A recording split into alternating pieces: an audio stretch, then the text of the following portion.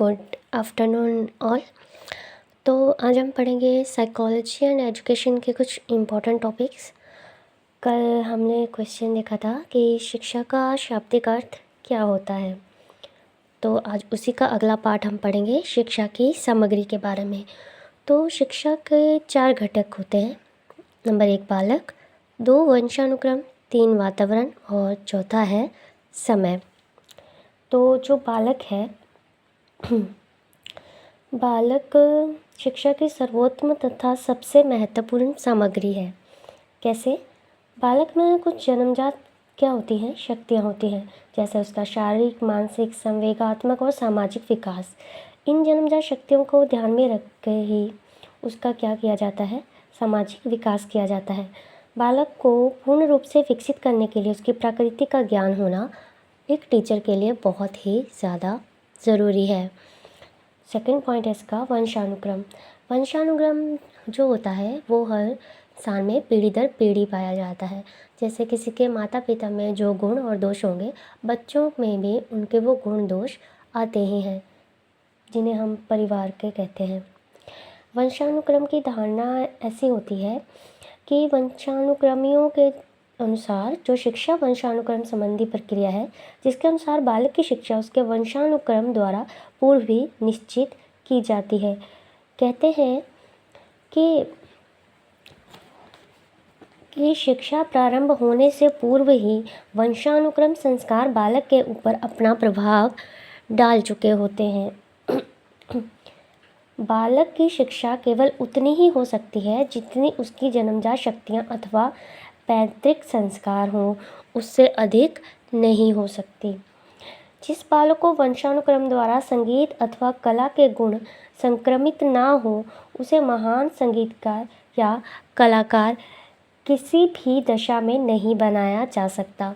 मतलब कि कुछ केसेस में ऐसा होता है कि वंशानुक्रम के अनुसार ही वे पीढ़ी दर पीढ़ी अपनी कला में आगे बढ़ते हैं।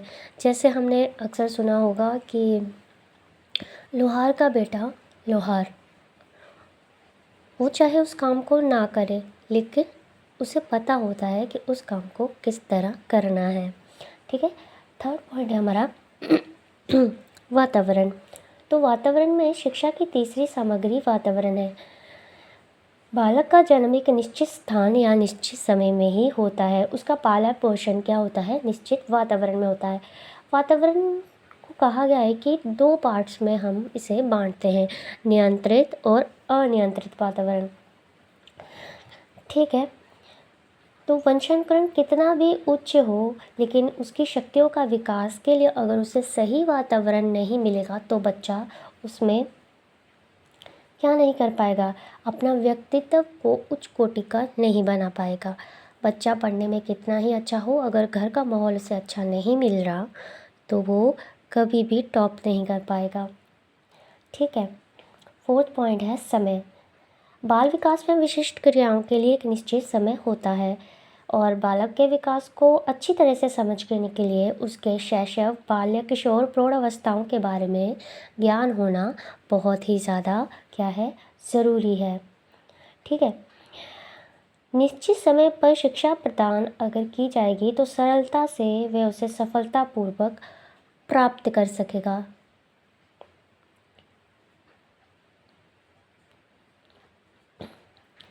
समय से पूर्व अगर बच्चे को शिक्षा दी जाएगी तो उसका विकास क्या होगा, कुंठित हो जाएगा। ठीक है। तो ये थे इसके 4 पॉइंट। और नेक्स्ट क्वेश्चन है हमारा, शिक्षा की विभिन्न अवधारणाएं कौन सी हैं। तो पहले हम शिक्षा की विभिन्न अवधारणाओं के बारे में पहले थोड़ा सा पाठ हम शिक्षा के बारे में जानेंगे। शिक्षा एक गतिशील प्रक्रिया है, मतलब चलने वाली। समय समय पर शिक्षा के अर्थ में परिवर्तन होते जाते हैं। ठीक है। शिक्षा मानव की जन्मजात शक्तियों के विकास तथा ज्ञान, कला, कौशल में वृद्धि, व्यवहार में परिवर्तन लाने वाली सामाजिक प्रक्रिया है।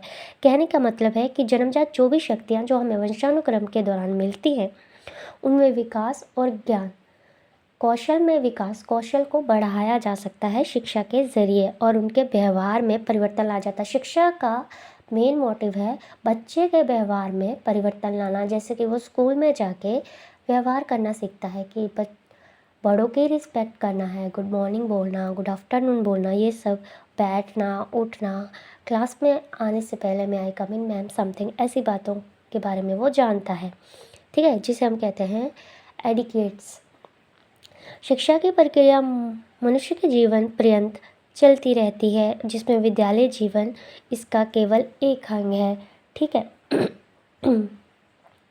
शिक्षा के द्वारा कहते हैं कि मनुष्य रहन सहन, खान पान, विचारों, जीवन को सुखमयी बनाने के साधन और उपसाधनों को निर्माण में परिवर्तन होता रहता है, और इसी परिवर्तन का दूसरा नाम क्या है?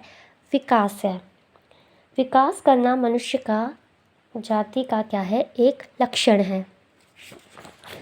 तो शिक्षा की विभिन्न अवधारणाएं कौन कौन सी है? शिक्षा मानव का विकास है। शिक्षा मानव का विकास है, इसका मतलब क्या है? शिक्षा के इस एक पहलू को बहुत ज़्यादा अधिक दिया गया है। इस संबंध में जॉन डेवी क्या कहते हैं? शिक्षा व्यक्ति की उन सब शक्तियों का विकास है जिनसे वह अपने वातावरण पर अधिकार कर सके और अपनी भावी आवश्यकताओं को क्या कर सके? पूरा कर सके। व्यक्ति में कहते हैं कि सोचने समझने की शक्ति, और उसे विकसित किया जा सकता है। कैसे? शिक्षा के द्वारा। जो व्यक्ति अपने चारों ओर होने वाली घटनाओं की आलोचना क्या कहते हैं? कर सकता है, वह व्यक्ति समाज में वांछित परिवर्तन भी क्या कर सकता है? ला सकता है, ठीक है। सेकंड पॉइंट है इसका, शिक्षा एक सामाजिक कार्य है। कैसे? इसका अर्थ है कि एक सामाजिक प्रक्रिया है शिक्षा, ठीक है। दूसरे शब्दों में कहा जा सकता है व्यक्ति को सामाजिक वातावरण में अत्यधिक लाभप्रद ढंग से शिक्षा दी जा सकती है। जॉन डेवी इसमें कहते हैं कि सामाजिक वातावरण में अपने प्रत्येक सदस्य की सभी क्रियाएं आ जाती हैं। कैसे? इस प्रभाव में उतनी ही मात्रा में वास्तविक रूप से शिक्षाप्रद होती है जितनी मात्रा में व्यक्ति समाज के लिए सहयोगी क्रियाओं में भाग लेता है। उपरोक्त कथन से क्या कहा जाता है? वो क्या समझाना चाहते हैं कि सामाजिक वातावरण ही व्यक्ति को वास्तविक शिक्षा देता है। ऐसा प्राणी कि प्राचीन समाज में भी ऐसा होता था और आज भी होता है। प्राचीन काल में बालक अपने माता पिता के कार्य को क्या करते थे? देखते थे। खेल या कार्य में उनका क्या करते थे? अनुकरण करते थे, और माता पिता उनके खेल या कार्य में सुधार करते थे, जिससे वे कार्यों को स्वयं करके दिखाते थे। इस तरह वे क्या करते थे? शिक्षा ग्रहण करते थे। इसलिए शिक्षा एक सामाजिक कार्य है। शिक्षा एक प्रशिक्षण कार्य भी है। कैसे? व्यक्ति समाज में अपना उचित स्थान ग्रहण करता है। कैसे? शिक्षा द्वारा। मनुष्य मूल्यतः पशु होता है, तो पशु प्रवृत्ति भी मनुष्य रखता है, पर उसे क्या होती है? ज़रूरत प्रशिक्षण की। वह अपनी भावनाओं, अभिलाषाओं, व्यवहारों पे अधिकार करना सीख लेता है। ऐसा प्रशिक्षण उसे कहाँ से प्राप्त होता है? शिक्षा द्वारा प्राप्त होता है, ठीक है। प्रशिक्षण के बिना वो नैतिक और व्यवस्थित जीवन व्यतीत करना सीख नहीं सकता। नैतिकता के गुण हमें शिक्षा के द्वारा ही आते हैं, ठीक है। फोर्थ पॉइंट है, शिक्षा एक गतिशील प्रक्रिया है, डायनेमिक प्रोसेस। शिक्षा के द्वारा व्यक्ति अपनी सभ्यता, संस्कृति का निरंतर विकास करता रहता है। विकास है तो वो एक पीढ़ी का ज्ञान दूसरी पीढ़ी में क्या करता है? स्थानांतरित करता है, ठीक है। राष्ट्रीय और अंतर्राष्ट्रीय सद्भावना विकास में शिक्षा अनेक प्रकार से क्या करती है? सहायता प्रदान करती है। शिक्षा वर्तमान युग की क्या है? मांग है, ठीक है। ये हमारा फिफ्थ पॉइंट है, शिक्षा वर्तमान युग की मांग है। क्यों? आज कोई भी व्यक्ति विज्ञान की प्रकृति से क्या है? अपरिचित नहीं है। सबको विज्ञान के बारे में पता है। तकनीकी क्षेत्र में विकास शिक्षा की आवश्यकता है। राष्ट्रीय अंतर्राष्ट्रीय सद्भावना का विकास करने में शिक्षा अनेक प्रकार से सहायता प्रदान करती है, जैसे जनसंख्या शिक्षा, प्रौढ़ शिक्षा, ठीक है, समाज शिक्षा आदि। ये सारी क्या है? वर्तमान युग की मांग है, और ये विज्ञान के द्वारा ही पॉसिबल है। शिक्षा अभिवृद्धि है। अभिवृद्धि का मतलब होता है ग्रोथ।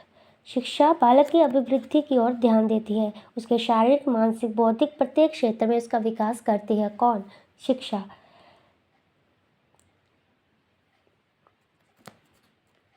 शिक्षा का अगर कार्य में लगा व्यक्ति बालक की अभिवृद्धि की ओर ध्यान देता है। बालक इस प्रकार निर्देश दिया जाना चाहिए कि वह अपने व्यक्तिगत गुणों और सामाजिक संबंधों का क्या कर सके? विकास कर सके। एथ पॉइंट है, शिक्षा एक द्विध्रुवीय प्रक्रिया है। दो ध्रुवी प्रक्रिया है।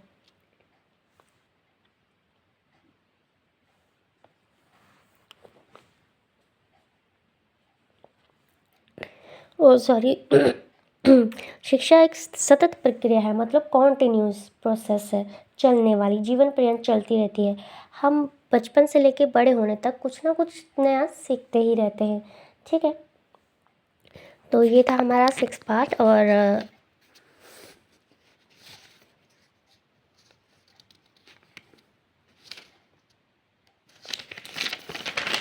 जो 7 पार्ट है वो है शिक्षा अभिवृद्धि है। शिक्षा एक अभिवृद्धि है, कैसे, मतलब ग्रोथ है। बालक की जो ग्रोथ है वो शिक्षा के द्वारा ही होती है। शारीरिक, मानसिक, बौद्धिक क्षेत्र, हर क्षेत्र में शिक्षा उसकी विकास करती। किसका? बालक का। शिक्षा का काम सिर्फ वो व्यक्ति कर सकता है जो खुद विकसित हो, जो खुद शिक्षित हो। शिक्षा के कार्य में लगा व्यक्ति बालक की अभिवृद्धि की ओर ध्यान दे सकता है। बालकों को इस प्रकार निर्देश दिया जाता है कि वे स्वयं को विकसित कर सकें। ठीक है, बालक की अभिवृद्धि जीवन के उचित मूल्यों, उचित लक्ष्यों, आकांक्षाओं, महत्वाकांक्षाओं को एक नई दिशा देता है। 8 पॉइंट है, शिक्षा एक द्विध्रुवी प्रक्रिया है। ये पॉइंट किसने दिया था? जॉन डीवी ने कहा था कि दो ध्रुवी प्रक्रिया है। रॉस ने अपने शब्दों में कहा, चुंबक के समान ही शिक्षा में भी दो ध्रुव का होना आवश्यक है। इसलिए शिक्षा क्या है? दो ध्रुवी प्रक्रिया है। ठीक है, शिक्षा के बीच दो प्रक्रियाएं चलती हैं। एक वह जिससे वह प्रभावित होता है, दूसरा वह जो प्रभावित करता है। ठीक है, जॉन डीवी ने कहा है कि सामाजिक पर्यावरण के अभाव में शिक्षा की प्रक्रिया नहीं चल सकती। ठीक है, किसके? सामाजिक पर्यावरण के अभाव में।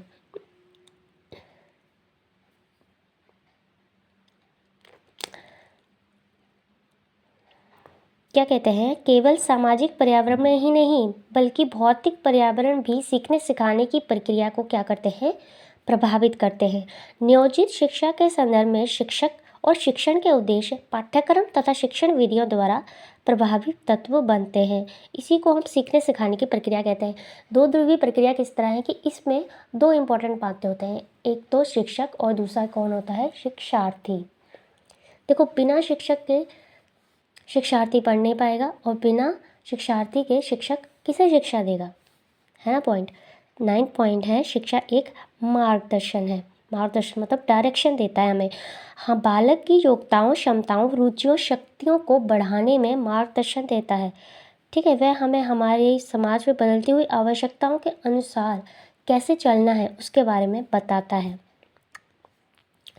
और लास्ट पॉइंट है, शिक्षा एक त्रिध्रुवी प्रक्रिया है। तो त्रिध्रुवीय प्रक्रिया के बारे में किसने कहा है कि संज्ञा जॉन डीवी ने दी है। जॉन डीवी ने कहा है कि शिक्षा तब तक सफल नहीं हो सकती जब तक विद्यार्थी, अध्यापक के साथ साथ सामाजिक वातावरण इसमें शामिल ना हो। और हम सामाजिक वातावरण के साथ साथ तीसरे पार्ट में कई बार पाठ्यक्रम को भी शामिल करते हैं। Thank you. अगर आपको ये कंटेंट अच्छा लगा हो तो मेरे